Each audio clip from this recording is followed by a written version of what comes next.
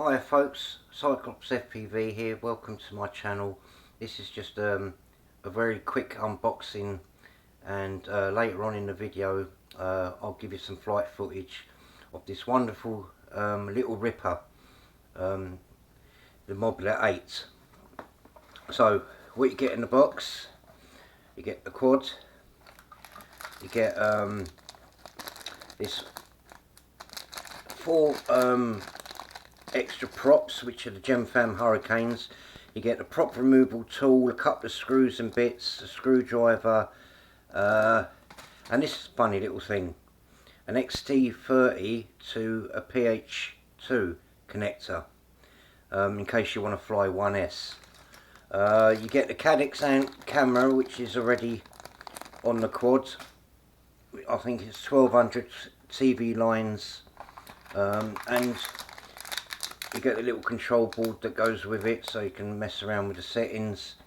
You get a spare canopy, and then you get the quad itself. You don't get a battery with it, unfortunately. They don't seem to send batteries with quads anymore now, probably for shipping reasons. And let's have a look at this, and then I'll tell you some pitfalls and stuff that you might have to do. Right, so it's running 1103 motors, 11,000 kV. I think it's 11,000. Yeah, EX 1103 kV 11,000. Very good motors. They seem to have a lot of pop. As I said, it's got the camera on it,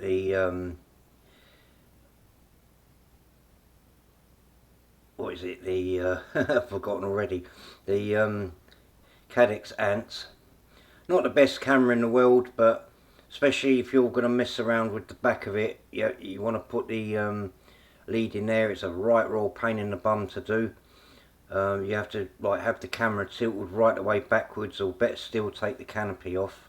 I'm talking about canopies. This TPU print that's on the front, it has this little screw that goes in there, and what happens is sometimes in a crash, that TPU print, because it's so flimsy, it comes off, and sometimes you can see it in the goggles.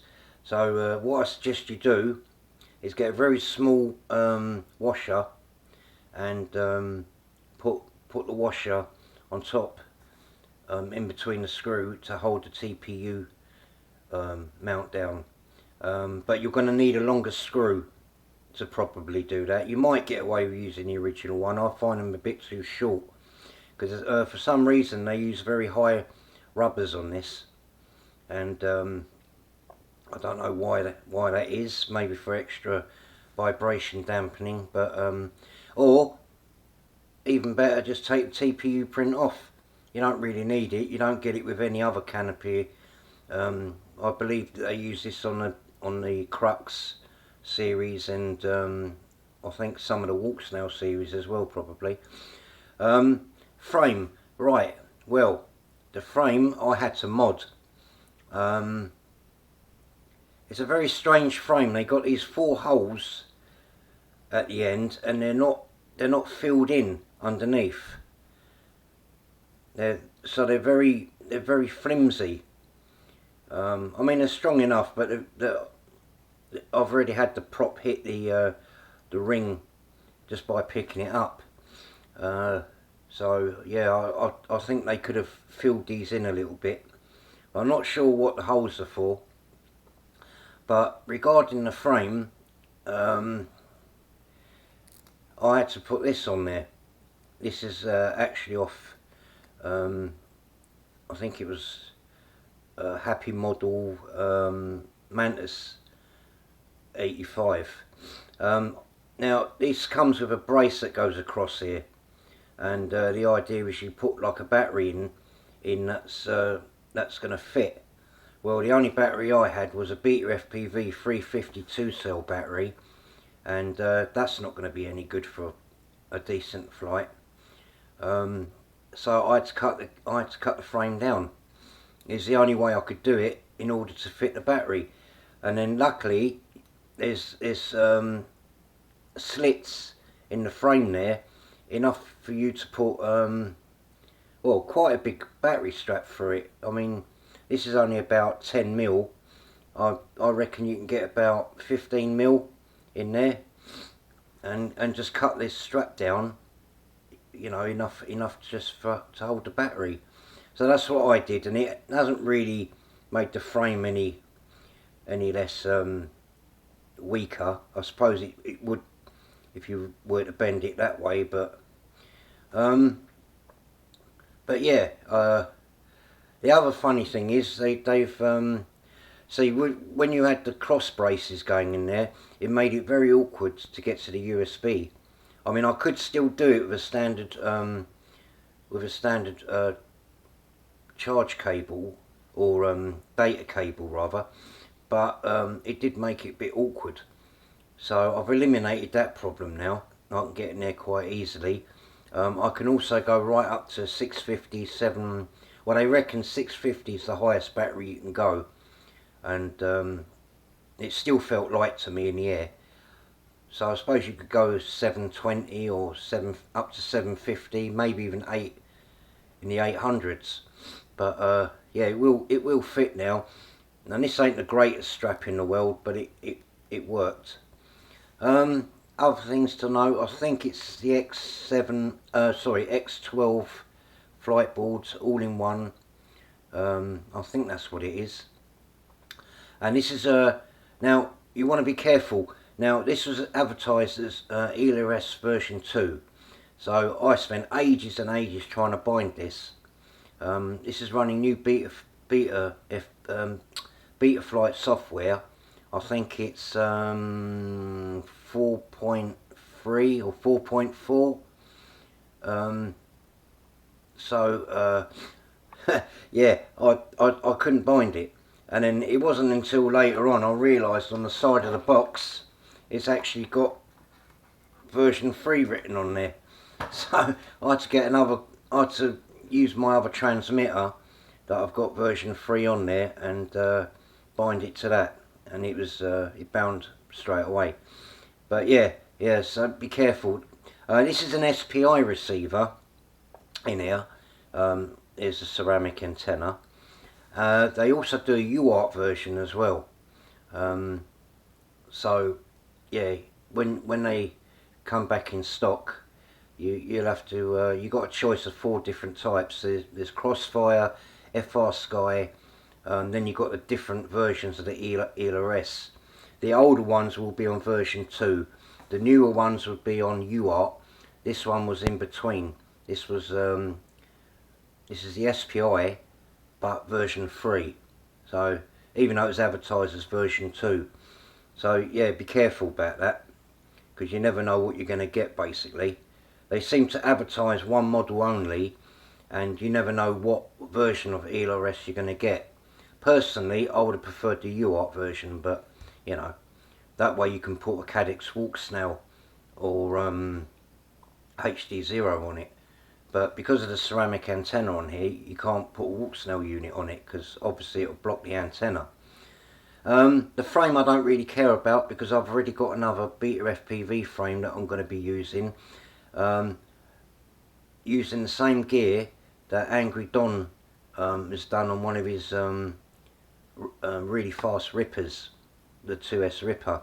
You can fly this on 1S as well. I haven't tried it. Obviously, I've only had it on 2S, but yeah. So yeah, that's basically it really. I mean, frame's okay. Just make sure you don't hit anything with it, because it will flex enough for the prop to hit it. I've already dinged one of the edges of the props, and I had to deburr it. But yeah, other than that, it's a great little Ripper. I've got to admit, it's got plenty of thrust. I had to change the rates. It was on actual rates, and I put my normal rates on it, and I found that too slow. So I got some custom rates on here that I've never tried before. They're a bit like Nick Burns's rates, but they're slightly lower. So I'm going to try that out again. But yeah, the standard rates were a bit, I don't know, were a bit funky. I changed that straight away. A lot of quads seem to come with actual rates nowadays. I prefer my rates because it's sort of in the middle of doing cruisy flights and doing fast flights, but for some strange reason it just seemed really slow on this, especially the rolls and that. So I changed that. But yeah, very good Ripper, love it, really fun. Like I said, I'm used to HD now. I fly a lot of walk snail stuff, so this camera is I don't know, I suppose it's how I remember Analogue to be, but I'm glad in a way, because I wouldn't want to freestyle this and crash it with a walk snail camera in it, and obviously harm the camera. I'd rather it does it on this, because I've got spares of these cameras. I've got one in 14 by 3 and 16 by 9, so it doesn't matter to me if I break the camera. I've got plenty of spares, and they're not a particular favourite of mine anyway. There's two types of quads I really like, and they're the Mobula series. Not so keen on the Mob Light, except for my walk snail build with the 85mm frame. So sorry, 80mm frame, and the Crux 3s, because they're so efficient. I flew my Crux 3 the other day on a really cheap Zop battery, 850 no 750 milliamps an hour, and I got 11 minutes out of that, just cruising about with a few punch outs and that. So yeah, I do like the Crux series and the Mobulas, and I predict that the Mobula 9 will be a 90mm frame, and the Mobula 10 will be a 100mm frame, probably a 3-inch prop, or maybe a 2.5, depending how they're going to configure it. But anyway, that's the Mobula 8. Brilliant thing to rip around on. Highly recommend it. It's so much fun. And as I said, they do the walk snail version of this. I'll take it they'll do the HD0, but the analog one, if you're just going to rip around your yard or in a field or a park or something, get the analog one, because if you smash the camera up, it's easy to replace, it's cheap, and you forget about the camera after a minute, and you know, just enjoy the fun of ripping it around. Plus it's cheaper as well. Anyway, yeah, so that's my take on the Mobula 8. You know, frame's a bit weird. Unless you've got loads of different type of batteries at hand, which I haven't got many 2S batteries, you're going to have to modify the frame. It's the only way you're going to get them to fit. Other than that, yeah, not bad. You know, flies amazing for a whoop, absolutely amazing. But until I smash the frame up, this is how it's going to be. If I use the Beta FPV frame mod that I'm going to be using, I'll do a video on it. Anyway, that's enough rambling from me. Enjoy the flight video, and I'll catch you in the next one. Bye. Hi folks, this is my maiden flight of my Mobula 8, and straight away I've noticed that these rates are a bit slow, even though they're my normal rates. I can tell straight away by the way I took off, and sure enough, as I go to the end here and start doing loops and rolls, I'm confirmed by that fact. Also, I noticed that this battery sagged a little bit. It's one that I was setting up the OSD with earlier, and I forgot to charge it up, but I can normally get 6 minutes out of a 650. So yeah, that was that. So I'm just basically testing out my LQ and everything here. And the other thing is, I was a bit worried in case the VTX was going to crap out on me, because the image on the goggles were quite bad compared to the video footage. I haven't set up this camera in any way, shape or form.